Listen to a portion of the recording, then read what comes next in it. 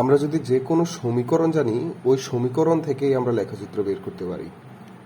তাহলে সমীকরণ থেকে লেখচিত্রের মধ্যে যদি আমরা বলি যে যে কোনো একটা র্যান্ডম সমীকরণ, যদি আমরা বলি গতিশক্তির সমীকরণ ইকে, আমরা ইকে ইজ ইকুয়াল টু কত জানি?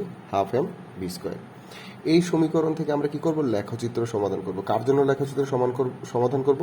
আমরা ইকে বনাম ভি এর লেখচিত্র সমাধান করব। তাহলে আমরা এখানে দেখতেছি যে হাফ এম, এম যেহেতু ভর তো কনস্ট্যান্ট, সুতরাং হাফ এম যদি কনস্ট্যান্ট হয়, সুতরাং ই কে প্রপোর্শনাল টু কি হবে? V square.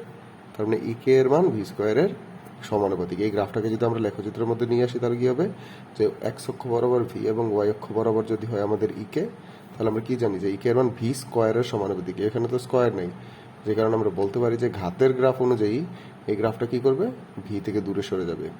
আমরা যদি এই বিষয়টা না বুঝতে পারি যে কেন এখানে এটা বি থেকে দূরে সরে গেছে, তাহলে আমি বলবো যে আমাদের পূর্বের লেকচারগুলো একটু দেখি, ওইখানে আমরা খুব ভালোভাবে এক্সপ্লেন করছি যে আসলে কেন এটা ভি থেকে দূরে সরে যায়, যার ওপর স্কোয়ার কিউব মানে একটু পাওয়ার বেশি আছে ওইটা থেকে দূরে সরে যায়। ঠিক আছে, এটা আমরা মূলত ঘাতের গ্রাফ বলি। এরপর আমরা ইকে এর এই সমীকরণটাকে অন্যভাবে কি লিখতে পারি? যে E K is equal to P square divided by 2m, যেখানে পি মূলত কি? ভরবেগ। আবার এখানে এম যদি হয় ধ্রুবক, তাহলে আমরা কি বলতে পারি? এম এর মানটা ধ্রুবক, সুতরাং ইকে প্রপোর্শনাল টু কত? P square. তাহলে এই গ্রাফটা যদি আমরা এখন এই সমীকরণটাকে যদি এখন একটা গ্রাফের মধ্যে আমরা নিয়ে আসি, তাহলে কি হবে? যে এক্স অক্ষ বরাবর পি এবং ওয়াই অক্ষ বরাবর আমাদের কি দেওয়া আছে? গতিশক্তি।